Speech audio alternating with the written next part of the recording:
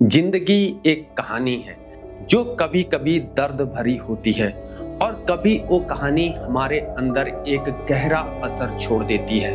आज हम बात करेंगे एक ऐसे वीर शहीद की कहानी जो अपने शरीर का बलिदान देकर देश और अपने लोगों के लिए एक मिसाल बन गया। उसका नाम था औरंगजेब। जय हिंद दोस्तों, मैं हूं हीरा परिहार और आप देख रहे हैं देशभक्त डायलॉग चैनल में। अगर आप नए हैं तो चैनल को जरूर सब्सक्राइब करें और वीडियो को लाइक और शेयर करना ना भूलें।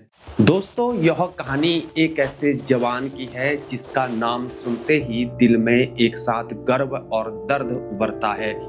औरंगजेब, राइफलमैन औरंगजेब। औरंगजेब का जन्म जम्मू कश्मीर के पुंछ जिले के एक छोटे से गांव सलानी में हुआ था, जहां पहाड़ों की ठंडी हवा और परिवार का प्यार उसकी दुनिया हुआ करती थी।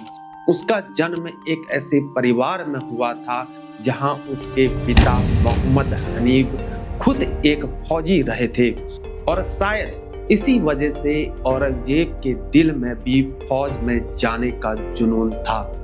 और उसके माता पिता ने उसे हमेशा इंसानियत, दोस्ती और अपने देश से प्यार करना सिखाया था।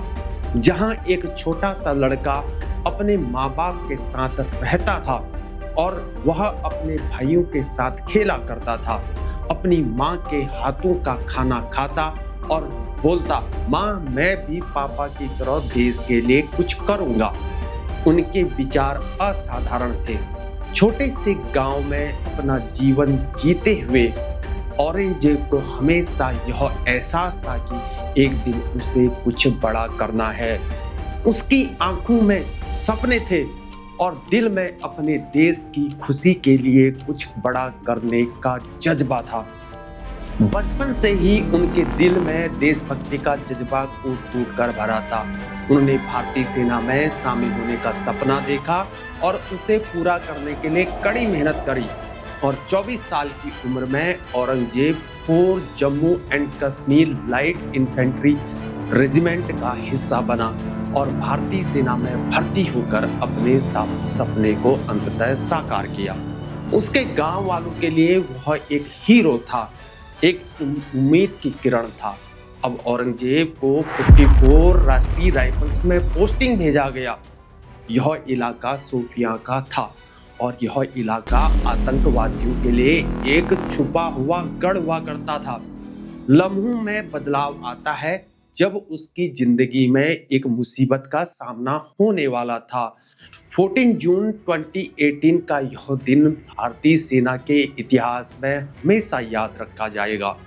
14 जून 2018 को ईद से ठीक एक दिन पहले औरंगजेब अपने कैंप से निकला और एक प्राइवेट जीप में बैठकर शोपियां से पुंछ के लिए रवाना हुआ, यानी कि वो छुट्टी गया।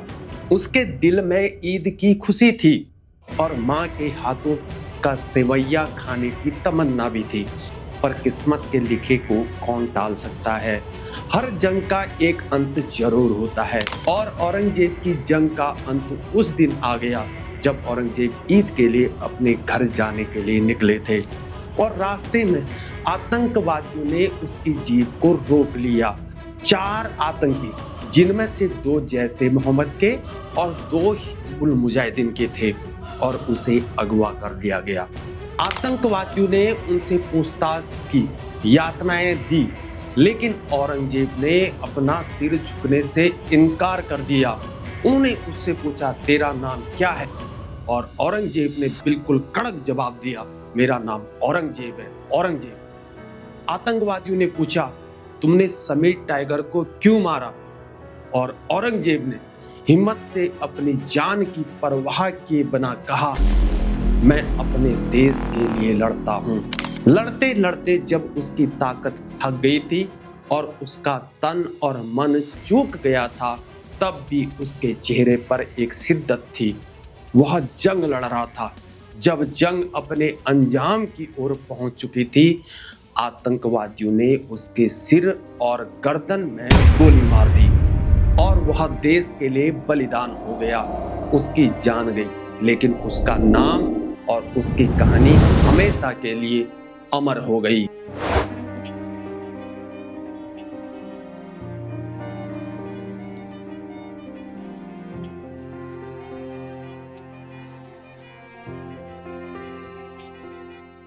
और उनकी इस निडरता को देखकर फिर उन्हें मरणोपरांत शौर्य चक्र से सम्मानित किया गया।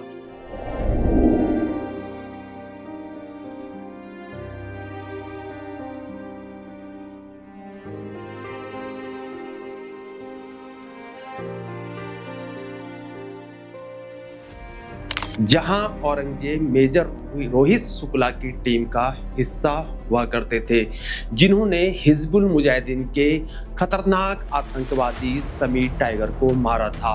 हर मिशन में औरंगजेब अपनी जान पर खेला करते थे, पर उसके चेहरे पर कभी डर नहीं हुआ करता था।